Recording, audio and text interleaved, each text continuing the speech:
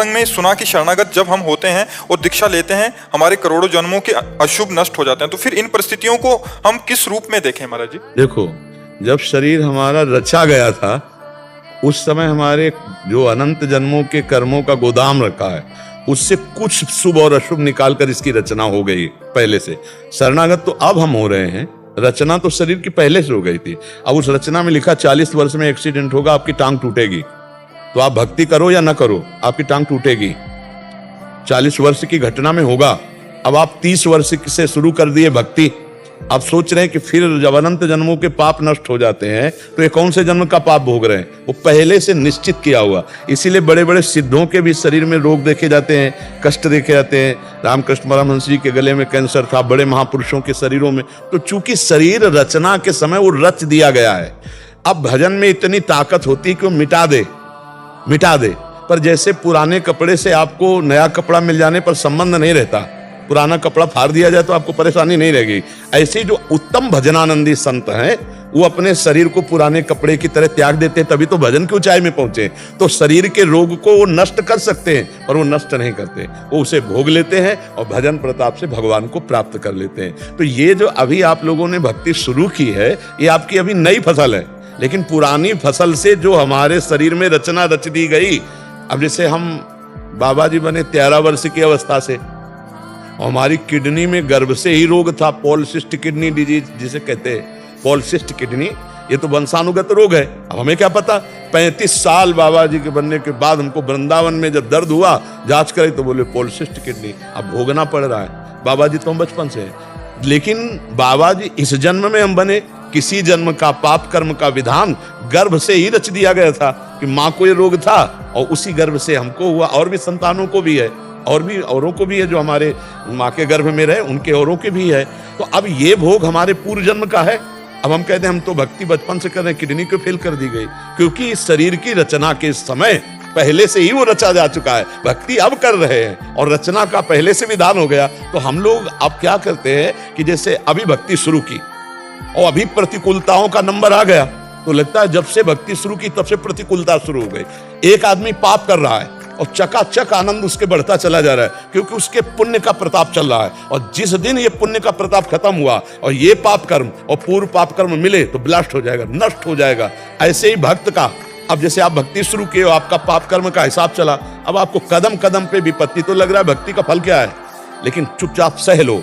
ये नवीन भक्ति का फल और पुराना पुण्य जब लागू होगा और दोनों मिश्रित होंगे, पाप नष्ट हो जाएगा, तो जय जयकार मच जाएगी, आनंद फैल जाएगा, चारों तरफ से अनुकूलता ही अनुकूलता दिखाई देगी। पर हम लोगों को ये ज्ञान ना होने के कारण हम लोग सोचते हैं कि वो पाप कर्म करता है, शराब पीता है, व्यभिचार करता है और बड़े मौज से रह रहा है।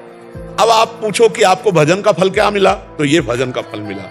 ये हर विपरीत स्थिति में भी हम मुस्कुरा रहे हैं और हम हर समय प्रसन्न रहते हैं। भगवान की शरण में ना, न मृत्यु का भय है, ना किसी बात की चिंता है, ना कोई, तो एकदम एक आनंद है। हमारा दिमाग स्वस्थ है, शरीर अस्वस्थ है। आप लोगों का शरीर अस्वस्थ हो या ना हो, लेकिन दिमाग अस्वस्थ रहता है, इसलिए आप परेशान रहते हैं। शरीर भले माना कि स्वस्थ है, लेकिन आप चिंता, शोक, भय, इसीलिए तो अध्यात्म में हमें क्या मिला? हमें प्रसन्नता मिली। तो ये कोई न सोचे कि भक्ति निष्फल जाती है। तो हम ये इसलिए अपनी बात इसलिए सुना देते हैं कि तुम्हें ये विश्वास हो जाए कि भगवान के मार्ग में दुख जो पूर्व से आया है उससे बचने की सामर्थ्य मिलती है। ये भक्ति में नहीं कि हम भक्ति शुरू की तो हमारे अनंत जन्मों के जब पाप नष्ट हो गए, तो किस पाप का? जिस पाप से निकालकर हमारे शरीर की रचना हुई है वो तो पहले हो गई ना। शरणागति तो हम अब हो रहे हैं, तो अब हमको सामर्थ्य मिलेगी सहने की, भोगने की, लेकिन भोगना पड़ेगा। अवश्य में वो भोक्तव्यम कृतम कर्म शुभाशुभम। इसलिए प्रसन्न होकर के चलो, ये संघर्ष में जीवन जियो।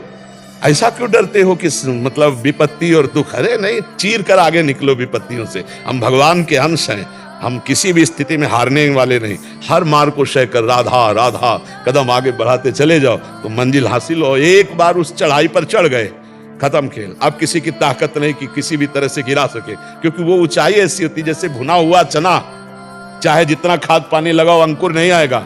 ऐसे ही जब चित्त भगवदानंद में, तो फिर संसार के भोगों का आकर्षण थोड़ी हो सकता है। इसलिए बहुत आनंद का विषय, विश्वास मानकर चलो, आगे माला माल हो जाओगे।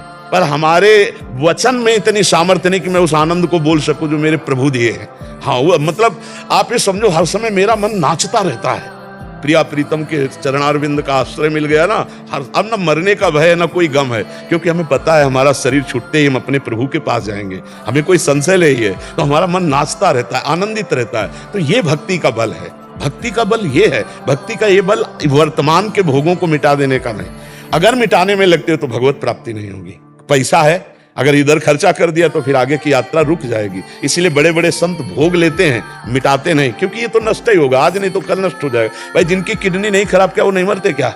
जवान आदमी, कुछ मिनट में घटना घटती है, हार दिल फेल हो जाता है, एक्सीडेंट हो जाता है, कोई घटना, तो ये तो मृत्यु लोक है, शरीर तो जाएगा ही। तो ज्ञान का मतलब है शरीर के राग से हटकर भगवान में चित्त जोड़ देना, ना कि शरीर के सुधार में बने रहना। इसलिए भक्ति को धोखा मत समझो, भक्ति को दुख देने वाली मत समझो। भक्ति तो आनंद प्रदान करने वाली, भगवान को अधीन करा लेने वाली। भगवान कहते हैं अहम भक्त पराधीनो असुतंत्र युद्ध, भगवान भक्त के अधीन हो गए।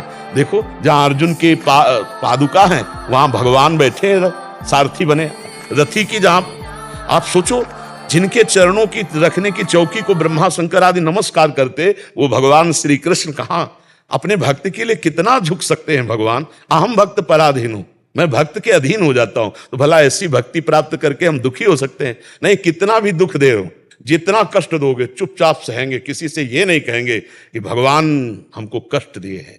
अब आप जैसा चाहो वैसा करो, आप चाहे सुखी रखो या दुखी रखो, हम आपको देखकर आनंदित रहेंगे। जो प्रेम का मार्ग है, अब व्यापार स्वार्थ वो बात अलग है कि हम आपसे प्यार करते हैं आप हमें सुखी करो। नहीं नहीं नहीं, हम आपसे प्यार करते हैं। अगर आप दुख भी देते हो तो मेरे लिए वो प्रसाद रूप होगा। जोई जोई प्यारो करे सोई मोहि भावे, प्यारे जैसा चाहे वैसे मुझे रखो।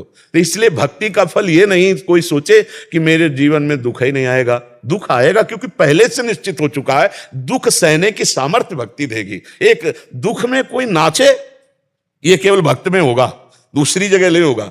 श्रीवास जी महाराज के घर में चैतन्य महाप्रभु नृत्य कर रहे हैं और लड़का अकेला था, वो बीमार था। वो जे ही पधार गया तो दासी ने कीर्तन में आके कहा कि पुत्र पधार गया। उनका सांस मत लेना, महाप्रभु चैतन्य देव कीर्तन कर रहे हैं, अगर उनके कीर्तन में बाधा पड़ी तो फिर हम अशांत हो जाएं। और करताल लेकर खूब जोर जोर से नाचने लगे।